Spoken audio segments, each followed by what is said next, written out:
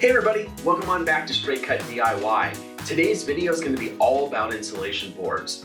We are underneath the bunker of the front porch, and here we are trying to wrap it up and raise the temperature. Now, if you haven't been following along through this entire series, we're working to renovate our 1940s basement from a previously unfinished state to a fully finished livable space.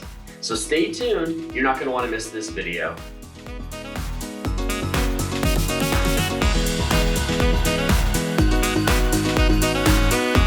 I'm coming to you today from underneath my front porch. For those of you that may not have seen some of the previous videos, we are working here in our 1940s house to finish off the basement. Now, this area that we're currently standing in used to be a coal cellar, and it is underneath the concrete front porch. So the plan for this space is to actually go ahead and stud out the walls, put in a little bit of a ceiling, and essentially insulate and just use this as basic storage. So as you can see here in the previous video, we went through and filled in the cracks in the floor just as a means to get started here. Now, this is using a polymer self-leveling caulking that I'll leave a link to in the description down below. It was from Home Depot. We're going to be letting the floor essentially stay as is for the moment. We're going to finish that at the end. Haven't quite decided yet if I'm going to just do a simple paint in here or if we're going to possibly do an epoxy flake. You know, this is not going to get a lot of foot traffic in here, so it's just going to be storage.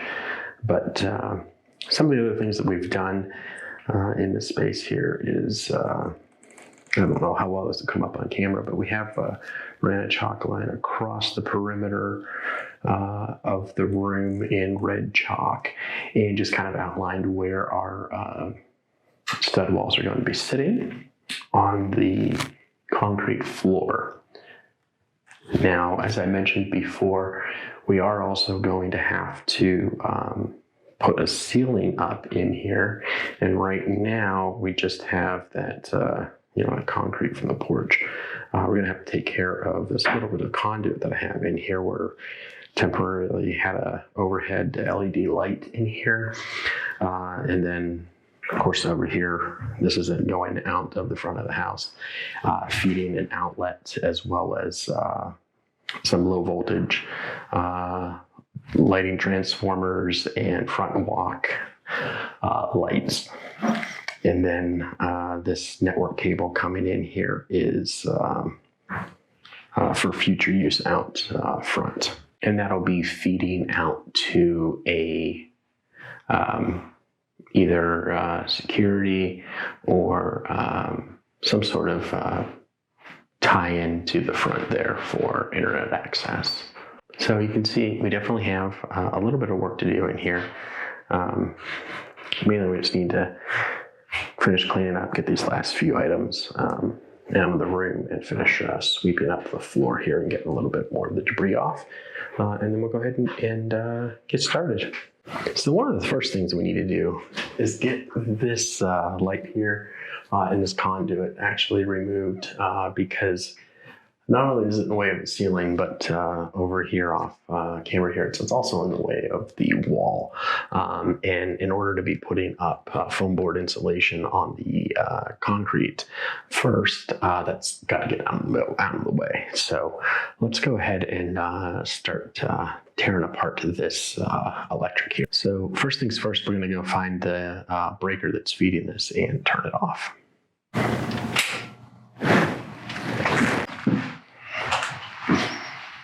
All right, it looks like we got the power cut off here. So let's go ahead and grab some tools and let's start tearing apart this conduit.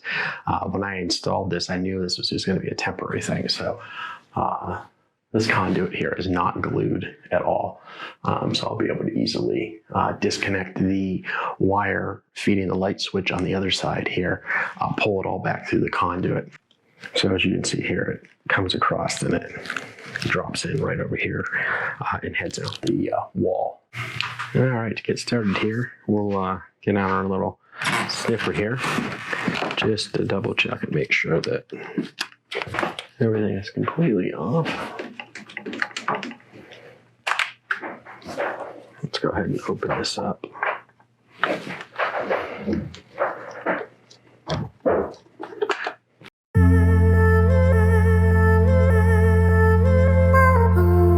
And now obviously, if you are not comfortable working with electricity, do not try this yourself. Please go get an electrician to help you out.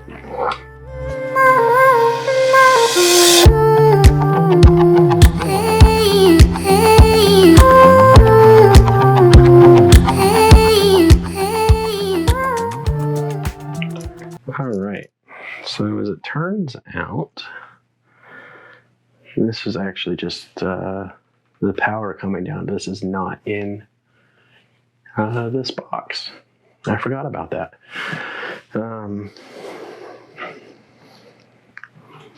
Power is actually being fed down the right side here, and then in the box has looped back up and is going up through the left conduit, which is going back into the underside of the porch. So let's go ahead and go in there and disconnect that box and take a look. All right, let's go ahead and get these screws on this junction box off. This box here I ran, oh gosh, probably coming up on, I think this was 2 years ago, because this was running light or power out to a new front walk torch light. And then, you know, as I mentioned before, this is also feeding a couple outlets that we have some low voltage transformers plugged into for landscape lights. All right, let's go and pop this off. And let us not lose these, because that's probably a $10 junction box these days. With the price of everything going up, it's just absolutely crazy. Let's go ahead and again bust down our little electric sniffer. If you don't have one of these, they're not foolproof and they might seem suicidal to some people, but you know, I use it as an extra piece of insurance, but I always make sure that the breaker's turned off first. And it looks like we're all good, no beeps. So let's go ahead and see what we got in here.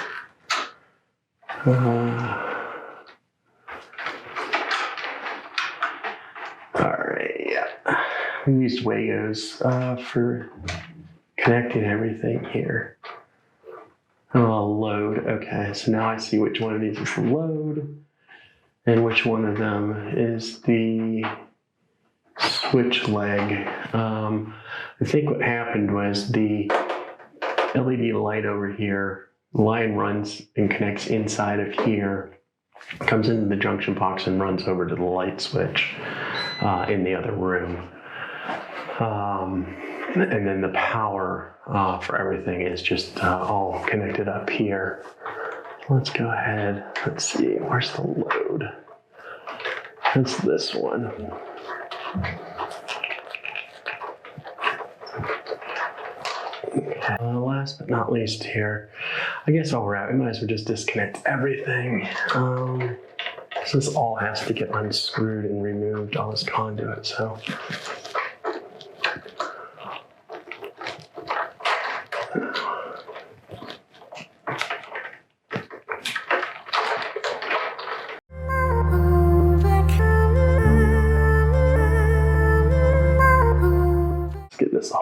So this is our hot wire going out to the front of the house, load to the circuit breaker, and then let's see if we can get this shield off of here. I truly don't recall if it was the plastic or the whole metal.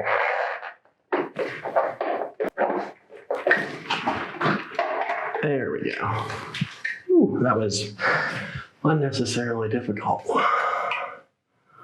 Let's see what we're working with here.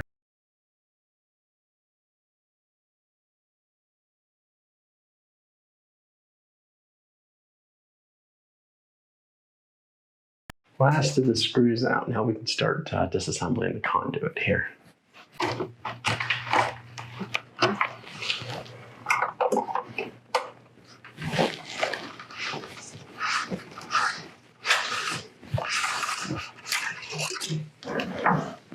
All right, with those removed, now I think we can go ahead and get this disconnected here. Yeah,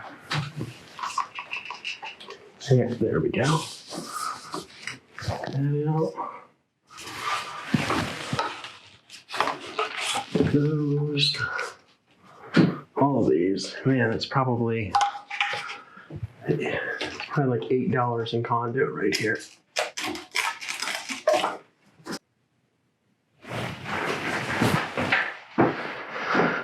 Let's keep going here.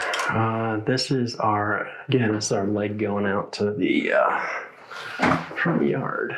So we need to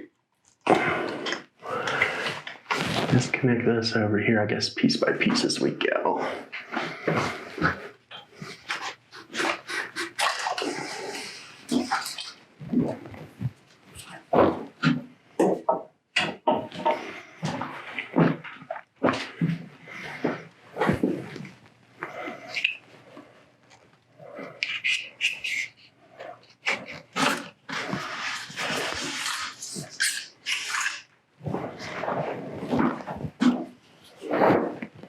All right, well, boom, boom, boom. There we go. With all that out.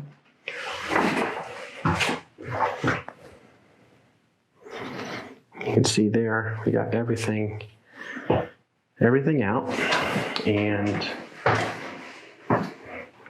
this guy here just isn't going to get used for a little bit.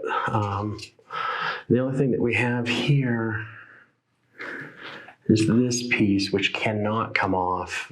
This one I did glue, and it's siliconed all around it as well to keep the water out. So to get the power fed back out to the front yard, we'll disconnect this and we'll tap in over through the walls once we get that set up, and that'll be good to go. Yeah, I think that's the last. Oh, we got one more thing actually in here that we need to take off.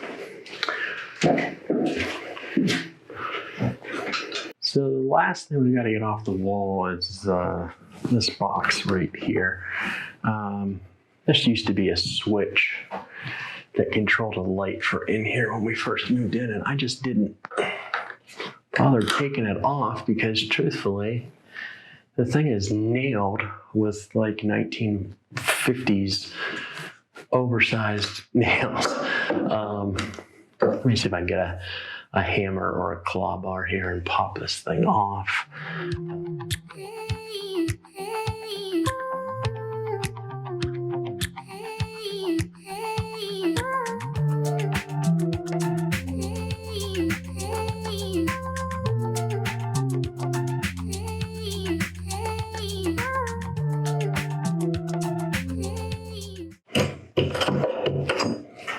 All right, one last nail here.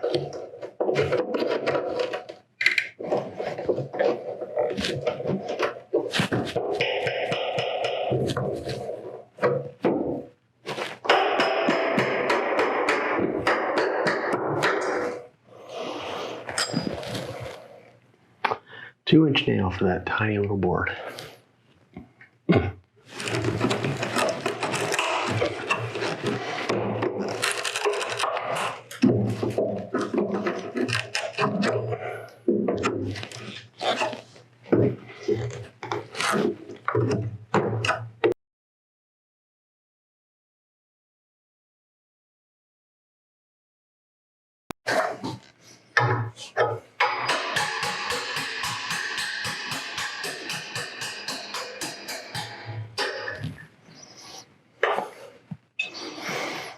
Again, with the size of these nails, look at this thing. Insane. Absolutely insane.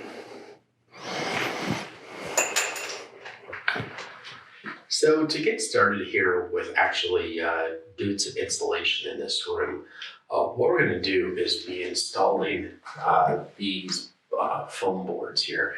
They are a 2-inch thick insulation board. They are, as you can see here, foil lined on the back, and then on the front here, it's just this membrane. They are moisture resistant, insect and mold resistant, and the R value on the 2-inch one of these, I believe, is 5.7. Let's see what it says on here.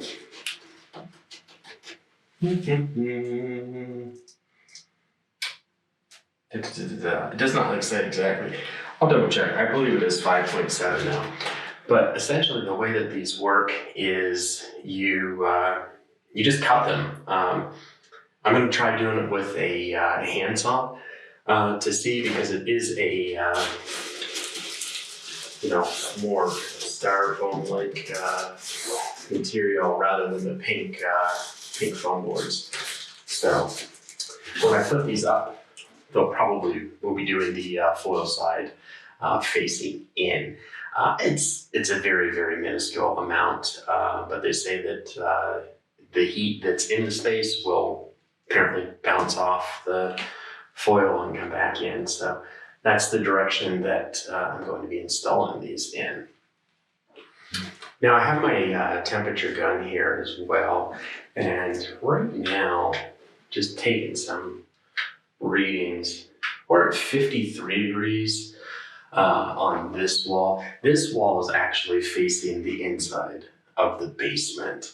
The ceiling up here is 44.4 right now. And again, that's directly, the slab here is directly the porch slab out front. And if I do, let's do the wall here. We're at 43 degrees on the exterior foundation wall that faces the front of the property. Let's come over this way here.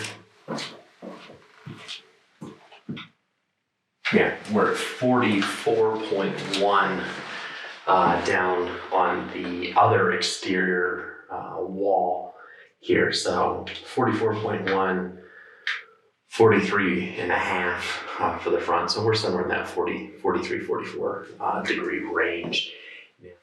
Now, in order to get these panels adhered to the wall, we're going to be using a product by Loctite. It's the PL 300 adhesive that's specifically made for foam board. So this will work both with the pink board as well as the styrene board as well. So basically, the idea is you load this up in your caulking gun, put a bunch of dabs on the back of this, and pop it up to the wall. Now they say that the working temperature for this is between 40 degrees Fahrenheit, and I believe it's 90 degrees.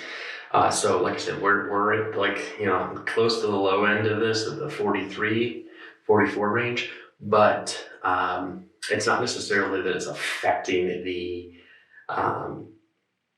bond to the concrete as much as it's just affecting how long it'll take to cure.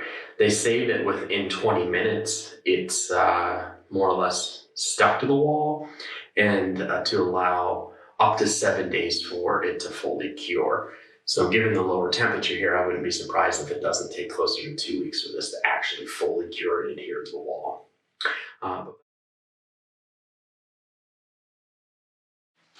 So let's go ahead and see here. What we got for a height measurement. We're at 80, about 82.25. It looks like. So that's what, 6 foot, about 6'10.25" is all for our height in here. And we are looking at a length of 14 foot from end to end here, at least in this section under the porch. The other side, I think, is another, I don't know, like 8 feet or so going that way. So these panels, insulation panels, are a 4x8 foot sheet. So obviously we're gonna have to cut these down. So I think the best course of action here would be to run them vertically rather, and then just chop off that top foot and few inches there, and then I'll show you how we actually go ahead and get the board cut with the handsaw, sealed up and slapped on the wall. So let's go ahead and take a look at that.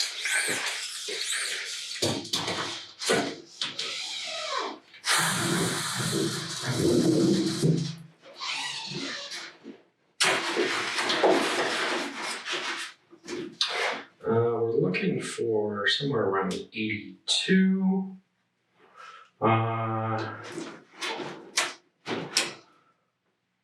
It was 82.25, but I want to give myself a little bit of wiggle room here because this edge can be sealed with some foam.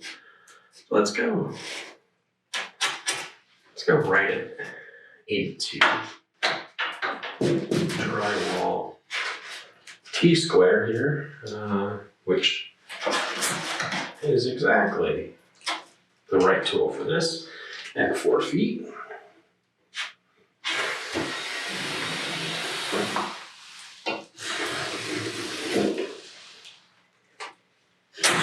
All right, we got ourselves a nice mark. Let's see if this handsaw is the best instrument for this or not.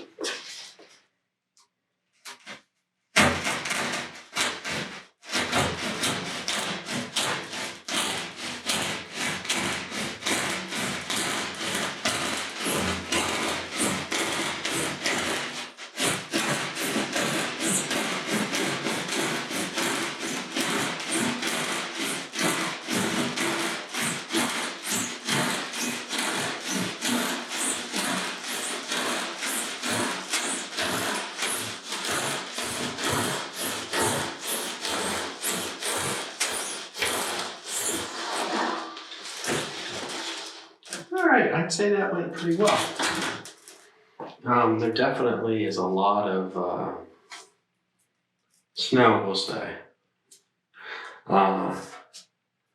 with this, but overall, that cut pretty well. I'm pretty happy with that. And I think using any sort of power tool just is probably just a little overkill for what this is. I mean, made a nice, clean cut.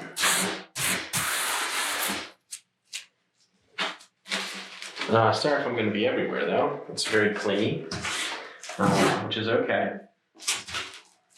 Let's go ahead and let's do a test fit for the height and see how this works.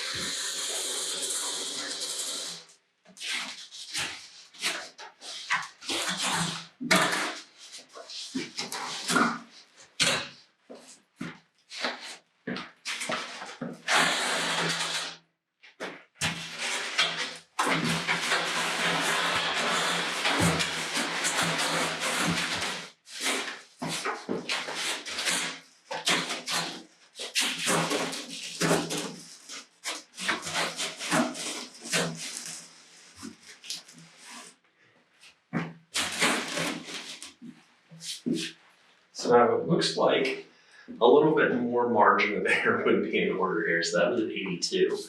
It definitely got up there, but it's not anywhere near being close to the wall. I don't know if you can see how far away this is, but maybe I'll measure it out here, and I think you'll see this is about 8 inches away from the wall at the moment. So I might have to take a smidge off the top here.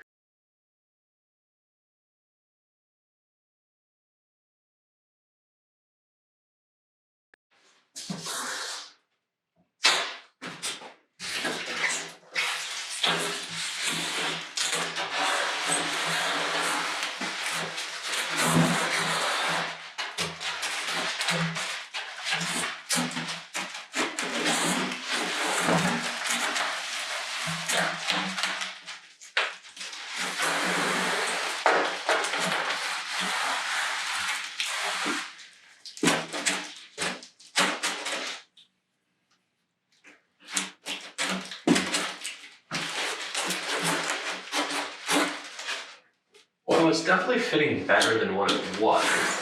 However, the bottom is still not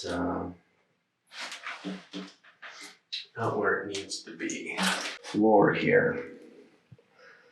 You can take a look and see what the actual issue is here. You can see the flex in this, but take a look right here. The wall comes down, and then there's like a cove almost, that's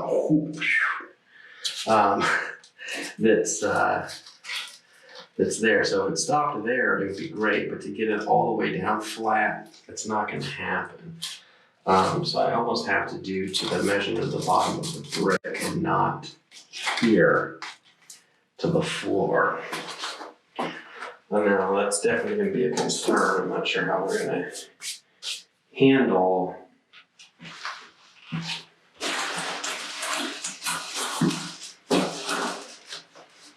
getting that in there. So this would be the point in time where I realized, hey, you actually have a laser level. You might be able to shoot a laser line around the perimeter of this room, exactly where you want the board to stop, and measure everything from there, and Bob's your uncle.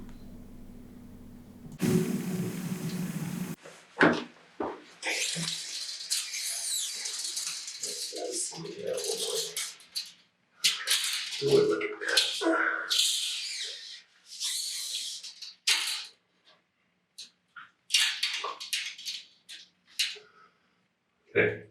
80 inches.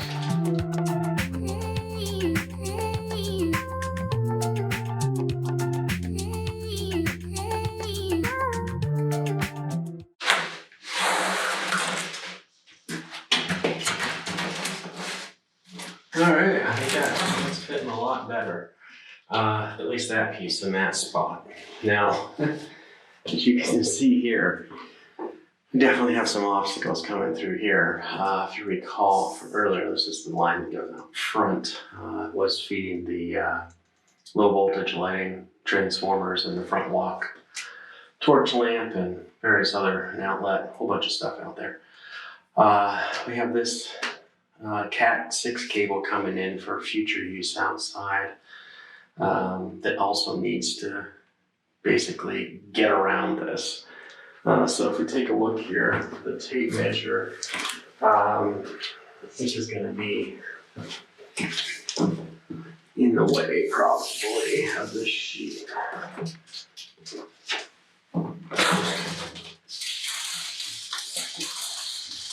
Yeah, we're at 41 inches to the center of the conduit, and about, we'll say 45 and a quarter to the center of the other conduit. And that's going to be a decent size hole here. This is going to be the easier one to probably get through. Let me say 41. So let's start with that.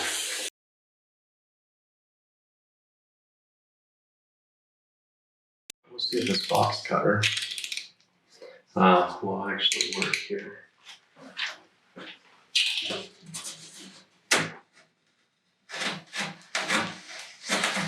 Start by just,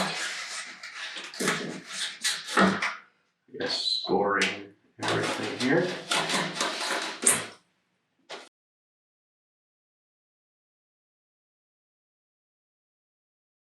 Now, the moment of truth, I guess they say, right? Let's see if I can get this thing in here.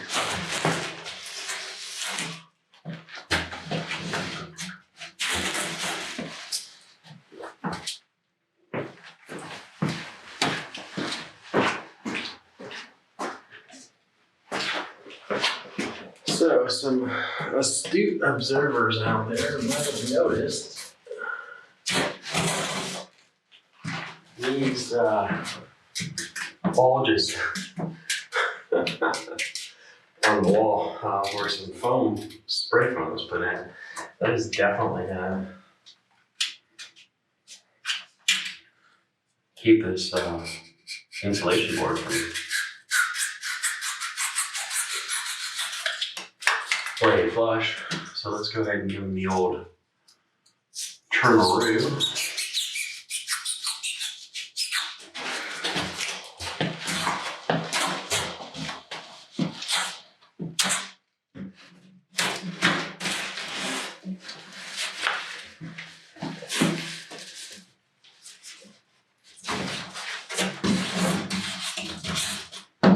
Get these wires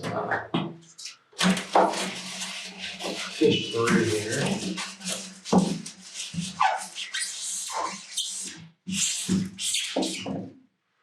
And then we got a lot of Cat 6 cable here that needs to get fed through. So let's not make this into a big spaghetti knot.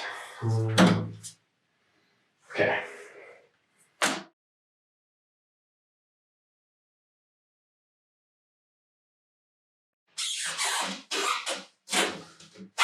If that isn't the most annoying sound ever, I don't know what is.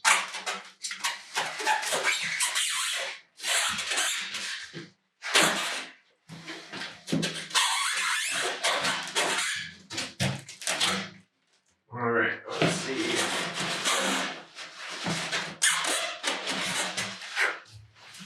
All right, I think that's as good as that's gonna get.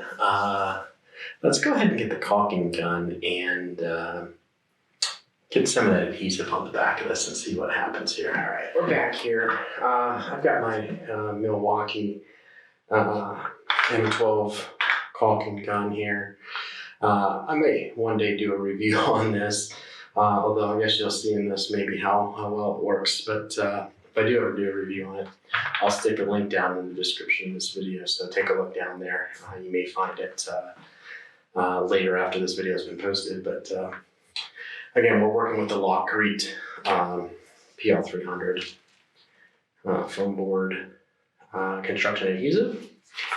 So let's go ahead and start by getting the tip of this cut off. Line pliers always will do the trick. So we've got this cut almost completely all the way as open as it can be. Now, even though that thing doesn't have a cutter, it does have a poker to get the end of the tube open. So there you go, Bob's your uncle.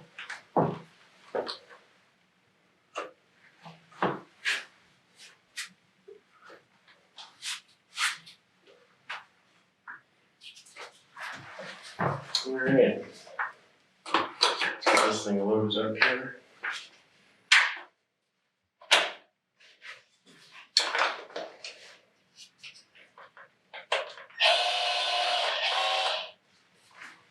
Ready to go here. So they say you're supposed to go, in either strips, vertical strips with this, or big gobs. Now I know up in this area here, that's the area where it was like, you know, an inch away from the wall. So we're gonna really gob that up. But over closer to this wall, we're just gonna lay a few beads.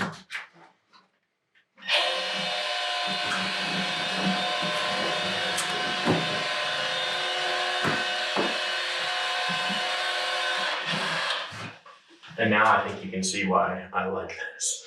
It was very quick to do that.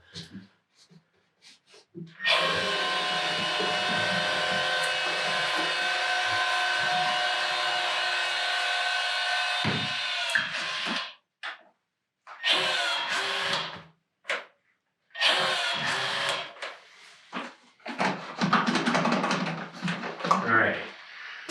Well, that was one tube to do 2 strips. This stuff is almost $6 a bottle. It's expensive. We're gonna be using a lot of this in the entire basement project. So let me, wow, I was actually thinking I was gonna get at least a board out of that. Okay, well, on to the next one.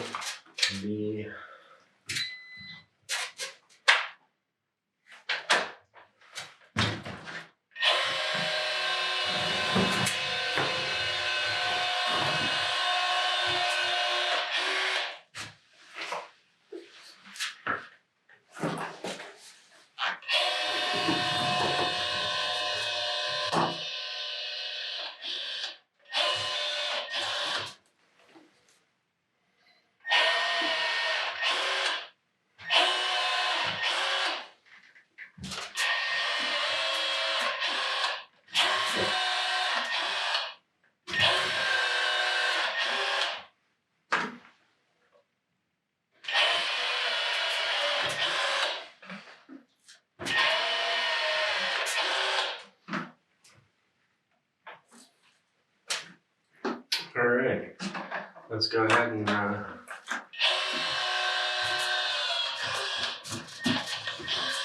finish that tube off. There you go.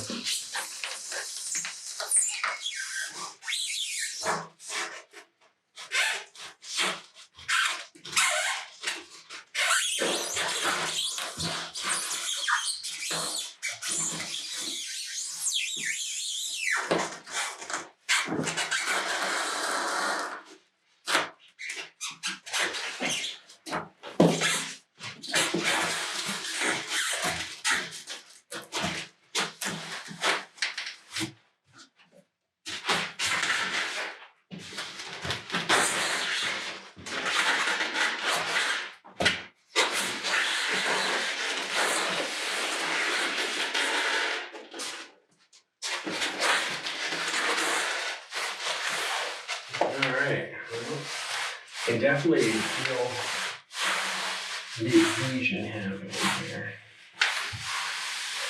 Okay, so basically where does this leave us? Across the top here, there is a gap. And the plan there would be to do spray foam along that to close that gap up. And then over here, there's a gap of just enough to get my finger through, so half an inch. And that also will get covered up with spray foam. Over here, where the conduit body is sticking through, there's a decent gap in there.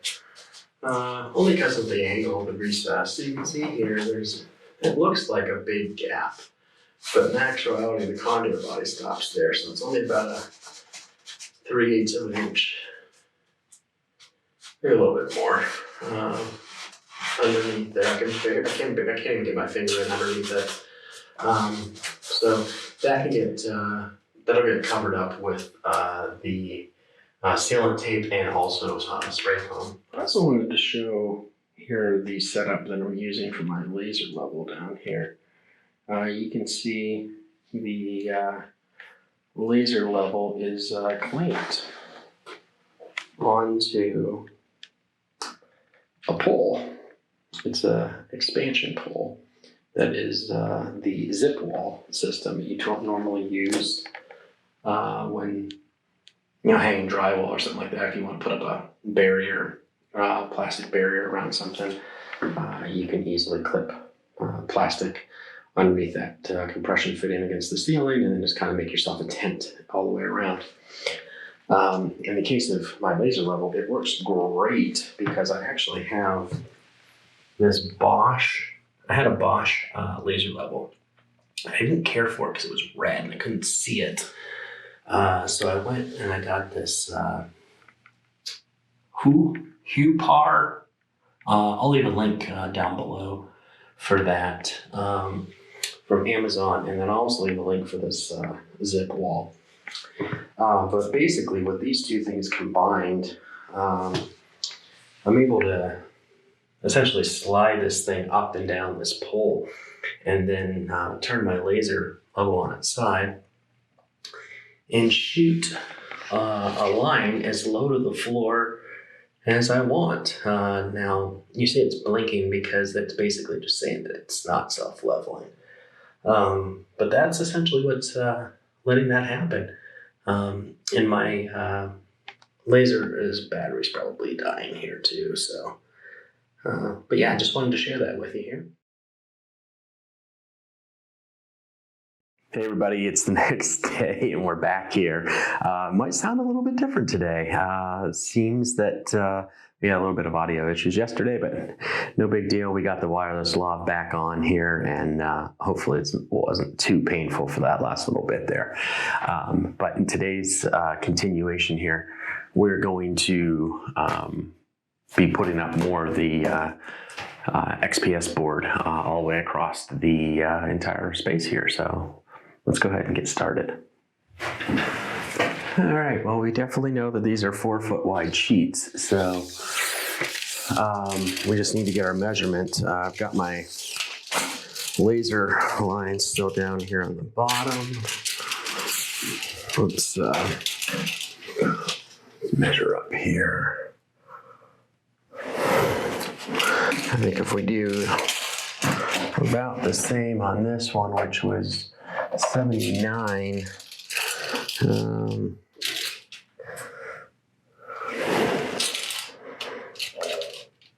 it's actually going to be 80 here. Let's try it over here. That's 81. So we're going to have a taper on this one then too. Let's actually see where 4 feet is here. So,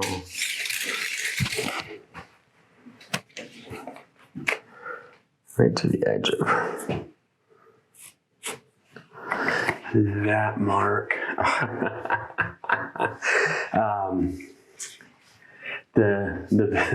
The support, it's not even really a support beam. It's really where they poured the, when they poured this and had the frame up, they left this, and it's really structurally not even doing anything. But I think it was just there to hold the form when they were pouring this. But anyhow, we're at like 4 inches shy of being able to have a full board come over here. I'm not exactly sure yet how I'm going to handle boxing this out, but that looks about right. So we're gonna have a skinny mini over here on the end, which is okay because I actually have offcuts that I can put together to use for that. So let's go ahead and I don't know. Let's see here. I'm still not sold on this measurement.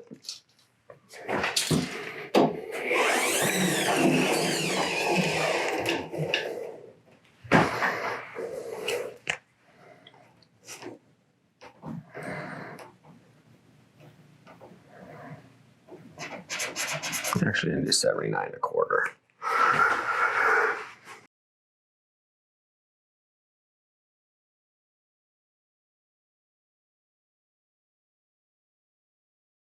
All right, let's see here. We got a nail hanging up there.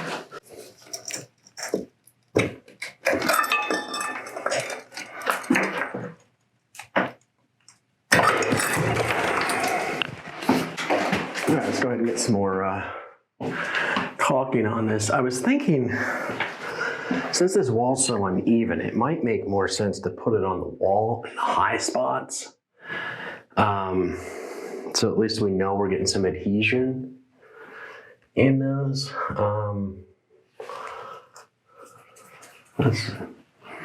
Rather than putting it all on the board. So let's give this a try.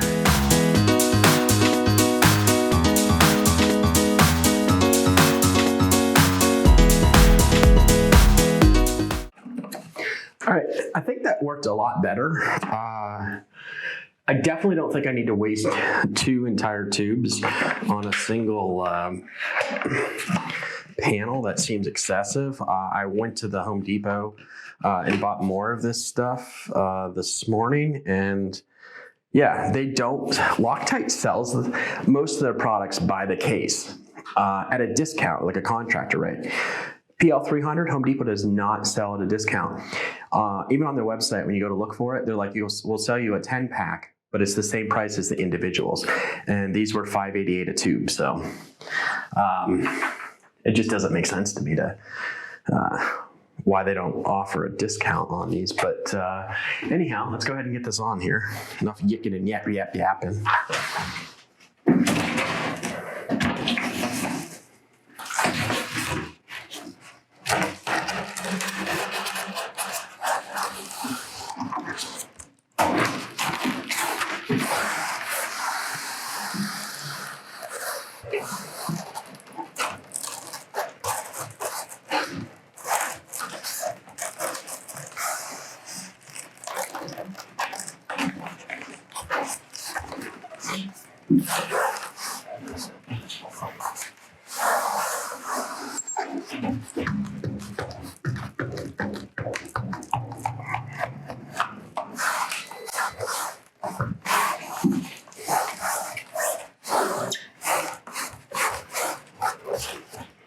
All right, I think I'm going to call that sufficient.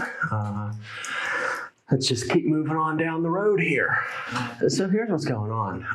This ceiling over here on this side of this beam is actually higher than this side by, I don't know, just looking at it, it's got to be a couple of inches at least.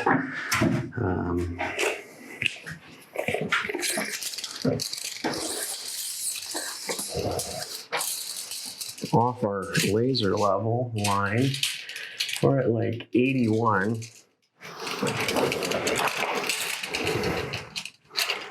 And yeah, 79. So yeah, it's 2 inches. It's 2 inches lower on this side here. It almost makes me, I like the idea of a uniform piece being in here. But I don't know if, plus I gotta get it around that too. Very interesting. Some measurements here. Looks like we're about 4 1/4 between the beam and the styrene, then down 3 inches, and then distance across this is 6 1/8. It's 1 3/4 from the top to the bottom of the channel, and then another 4 1/4 from the ceiling down to the bottom of the beam here. So let's see if we can actually get this cut up here.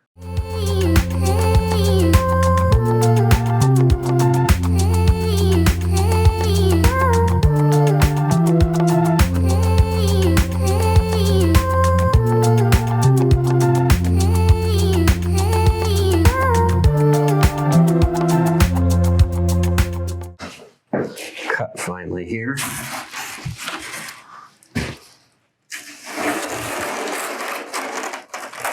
Looking good. Yeah, looking good. We'll continue our spray foaming around the edges, taping joints, all that good stuff here. But let's go ahead and let's get this thing glued up.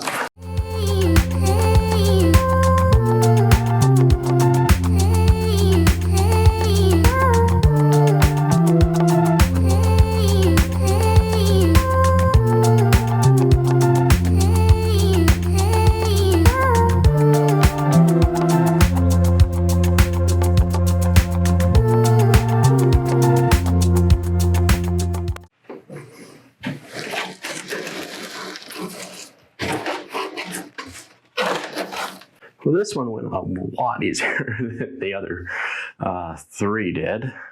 Simplest one to put up, I guess. All right, let's keep on moving around.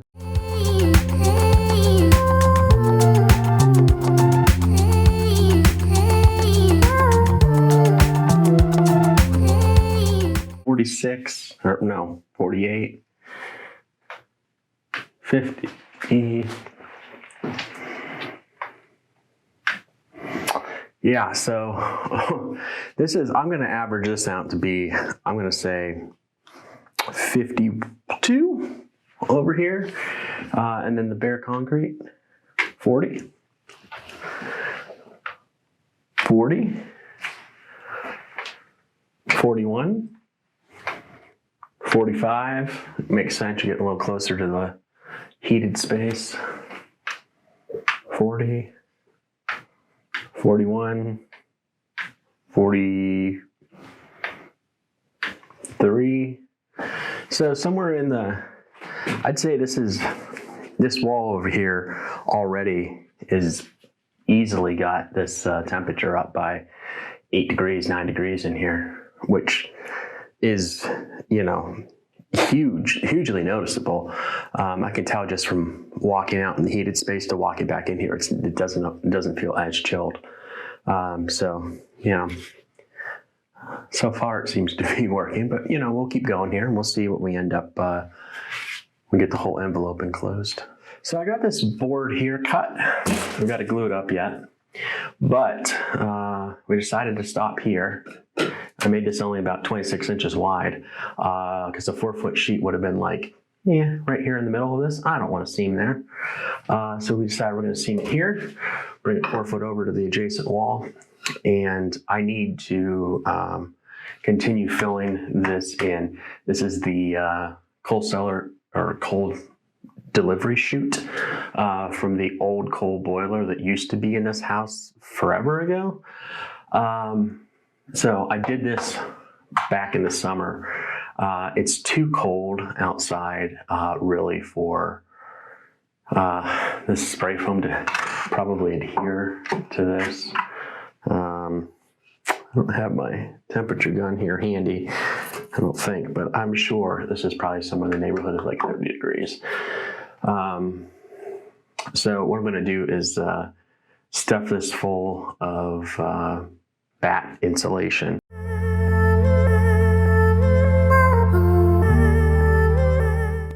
You know, this is a good use for this. This is, you know, we had some janky pieces here and whatnot, so we might as well.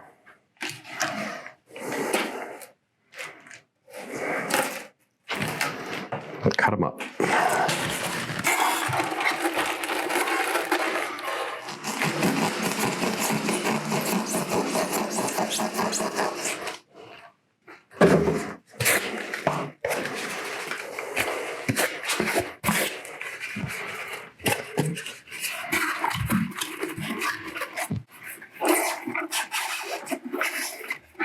So I got some of the styrene pushed up into there to fill in a few of those gaps.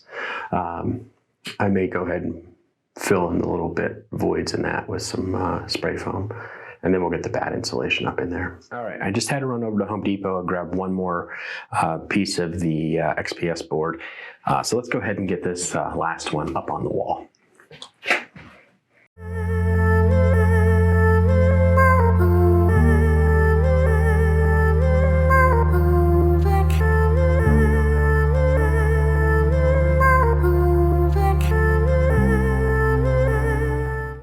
But first, let's do a quick cleanup. So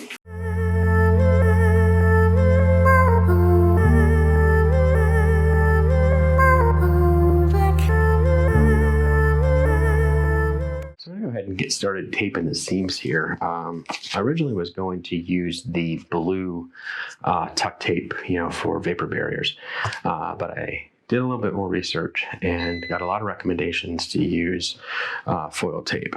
So this is reflective foil tape, and this is over actually at Home Depot in the insulation aisle with these boards. So let's go ahead and get into this.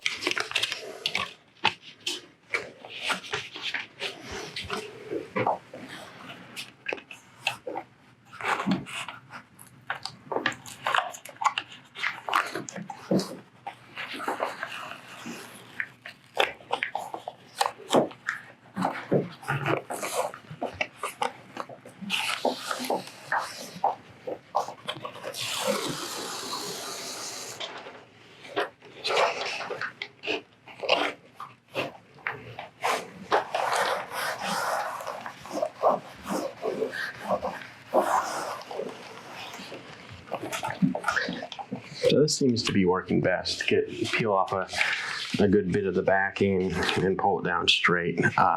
Seems to be applying a little bit better that way.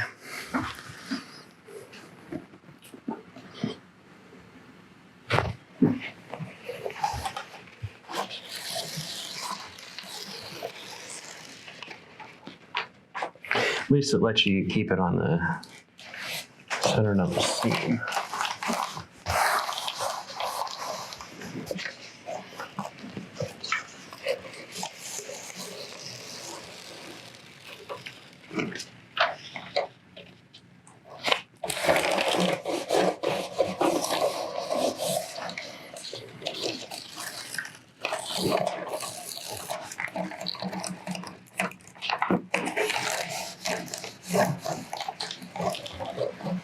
As you can see, you can barely even see it here. There's blends right into the other foil lining here. So let's try and keep on moving on.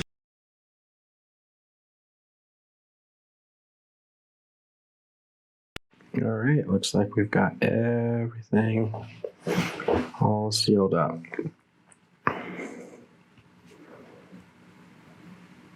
We got the conduit over there sealed up. That conduit there's all sealed up as well.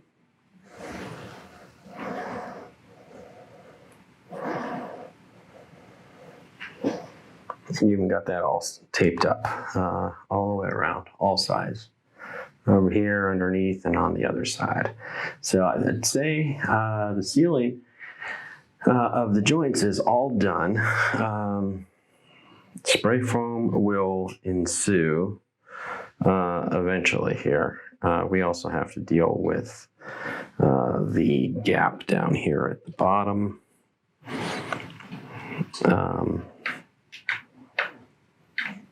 Like down in this area here. There's a gap between the board and the bottom of the floor there, so we'll go ahead and get that sealed up with spray foam as well. But I think we're going to call this a night here and pick this back up in the morning.